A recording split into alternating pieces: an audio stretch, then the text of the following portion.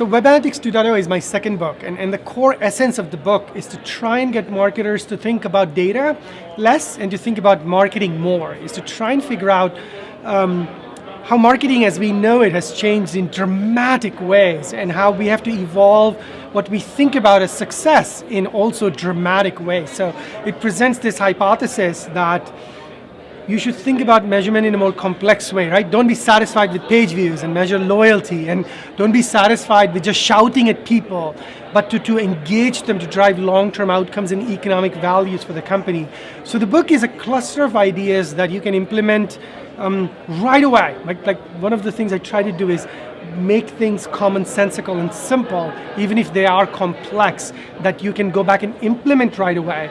In order to think about how marketing on the web, mobile apps, websites, whatever, is dramatically different from TV magazines and everything else we do, and that you should expect more. And here are a set of solutions that allow you to accelerate any company, small business or medium size, to think about marketing differently, to think about measurement differently, and as I say in my opening, is figure out how to fail faster and fail forward, because that's the process that's actually quite time consuming in the offline world that we live in.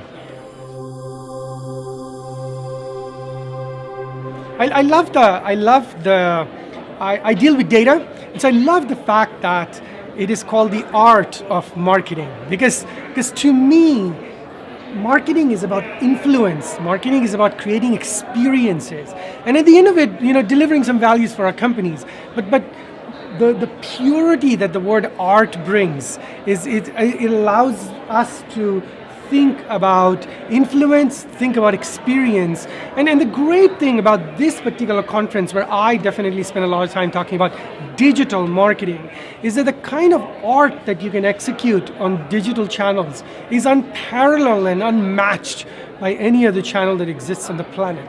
So I very much like the idea of combining these two words together. And the magnificent thing is that people who are coming to the Auto Marketing Conference are trying to figure out how not to allow decisions inside their companies to be made by some few senior leaders sitting in a boardroom, people I call hippos, right?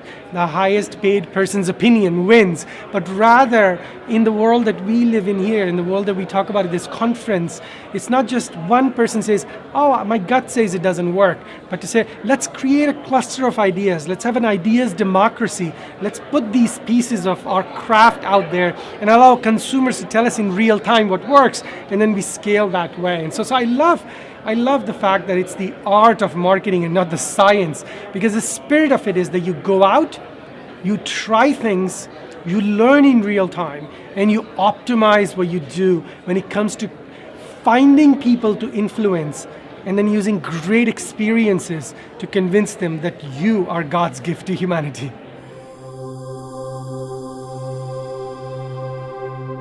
The thing I really like, I sleep pretty well. I do sleep very well, so there aren't a lot of things that keep me up at night. I am super excited and jazzed about the world that we live in, the opportunities we have, and I'm an optimist when it comes to doing things in small and big ways to go out and change the world. So in general, I would say that macro thought. But if there is one thing that sort of worries me a little bit, is that I think we have an entire generation that grew up with a different kind of mindset and different approach to marketing and influence, and we're not changing fast enough. So our consumers are already 2 or 3 years ahead of us when it comes to where they spend time, how they consume media, how they are engaged in influence.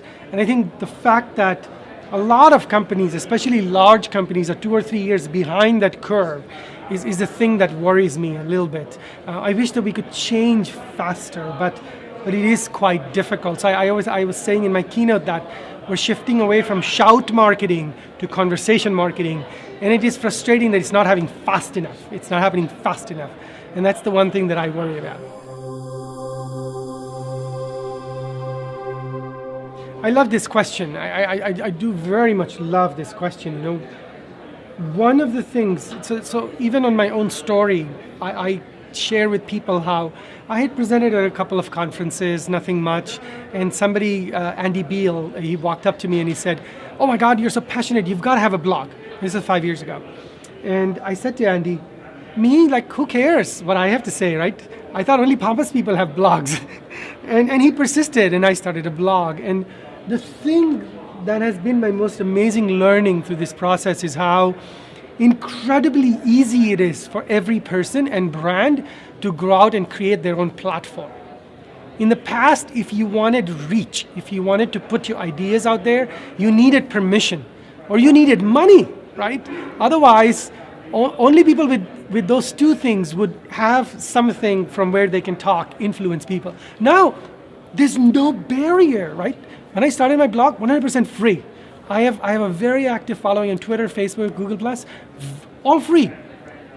The only thing I've come to realize that is holding us back from having our own platforms, our personal platforms, or companies from having their own platforms, is their ability to imagine. Because the platforms are free. There are millions of people on these platforms. Do you have the courage to go out and start doing things, right? And do it from this pure perspective of trying to add value to the world, not go out and pimp yourself, right? What is it, the one thing that you're really good at, that you're really passionate about? Because these platforms have no cost and you don't need anybody's permission to go out and do this. So the fact that these two things happen is a lesson that I have learned that has been very valuable and I've executed since then. So now I have a professional platform that is my own, and I am a participant in my company's platform. So both of those things exist. But the fact that it is so easy, you don't need permission, and you can start for free is a gift from God to each and every one of us. And the only thing limiting us is our ability to imagine and our ability to go out and contribute something of value. Because if you contribute something of value, you will get 10x back from that. I am brilliantly excited about this possibility for myself, for you, and for every company and person in the world. I do read a lot, and the two authors that I've read recently that have been very good, because I read a lot, is the name is coming up. But Jonah Lehrer's latest book, and I love Jonah Lehrer because he's a neuroscientist, and he gets like really deep into what makes people think, and what makes people do the things that they do. And so I like Jonah Lehrer's recent book. And I like Dan Ariely, anything Dan Ariely writes. He had a podcast, he has a blog, he has a book, and I read anything that Dan Ariely writes. And I've met him, such a brilliant, wonderful guy, great story. And then amongst my loyal readings are, we've got Seth Godin speaking at this conference. I read everything Seth writes, book, blog, ebook, paper napkins, anything. Because I love Seth's ability to infuse life with common sense and to make very complex ideas simple. So those are three people who help me, who challenge my thinking and help me think a little differently by providing new, interesting information from very different perspectives. The other thing I would say is that if you go to my blog, on the bottom right, you'll see the top 10 blogs that I read, my favorites.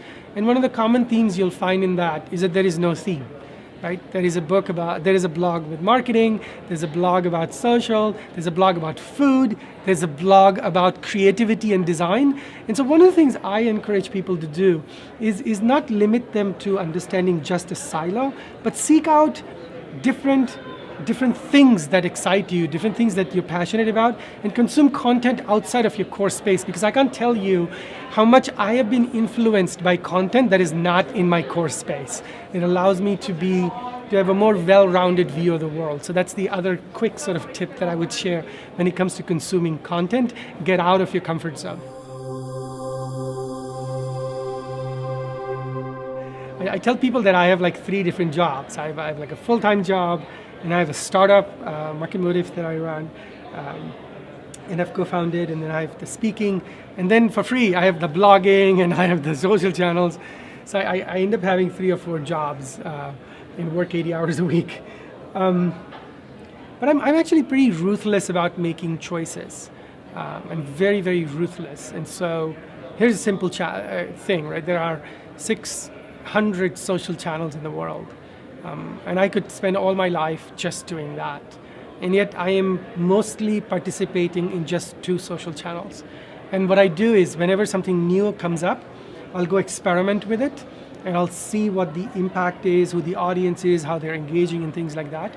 And at the end of it, if I find that it doesn't play against the strengths that I have, or it doesn't create economic value for me, I kill it. And so one of the things that I have learned is to be ruthlessly efficient, not chase the coolest thing in the world, but to try and figure out how to meet those 2 criteria. And whenever I've done that, I think it helps me make better choices. I also am always hyper-connected. That is very, very great. I'm one of those people who read the subject line and delete the email because you don't have a lot of time and you have to focus. I also have a brilliant person who helps me manage my time in a very, very hyper-efficient way. Puts me on planes that have Wi-Fi so that I can make use of the time that I have. And then the other thing that I think is also very important is that I normally get home around 5:30 or so, and then I'm completely off the web until 9:30 or 10 when my kids go to bed. On the weekend, I'm completely off the web from 8 o'clock in the morning to 10 o'clock in the night. And I think that it's a very important part of my life that I spend the time with my family and my kids, but also that you just disconnect from all of these other things.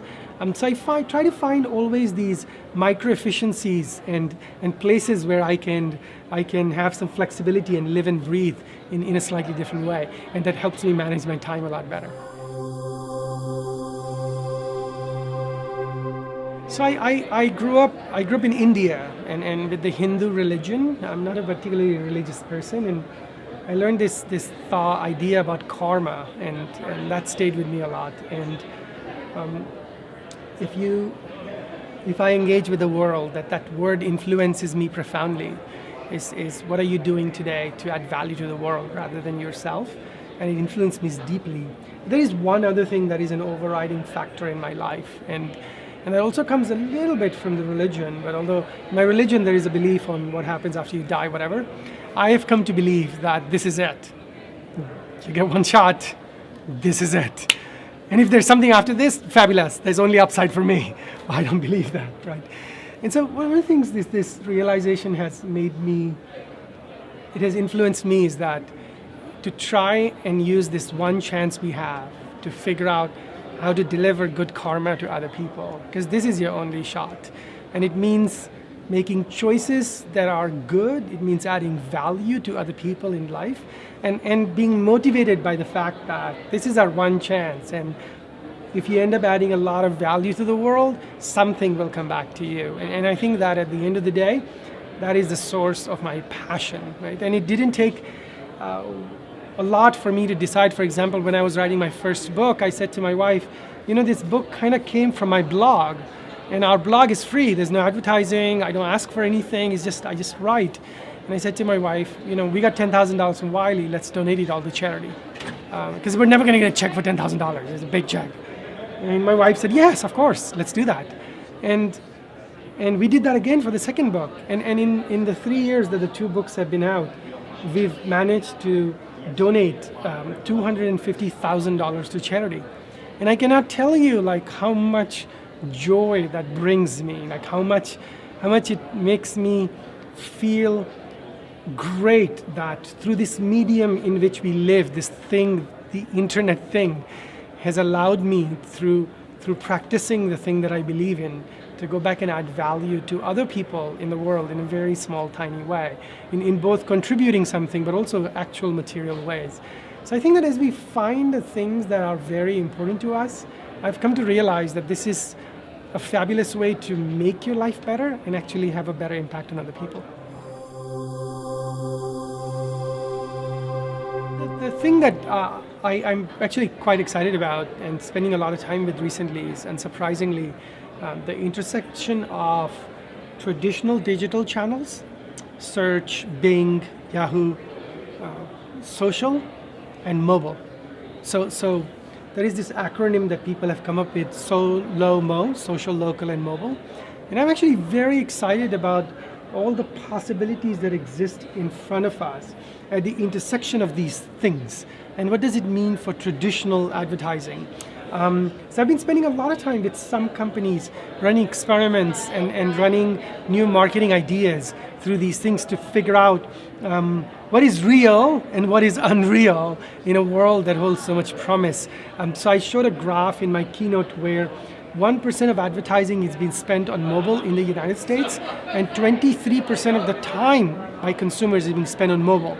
So you can see how that graph is kind of influencing me to experiment with the SOLO-MO and try and figure out how we can use the intersection of these three interesting things, social, local, mobile, and traditional advertising to find people and give them something of value, engage with them in not so much a way that we do TV, where our best hope is to interrupt people and hoping that they need us, to kind of being a part of people's lives. And this shift from interruption to trying being a part of people's life is a thing that I'm very excited about and experimenting with. Maybe when I come back next year, we'll have some stories to tell, but that's where I'm spending a lot of my sort of bleeding edge time, if you will.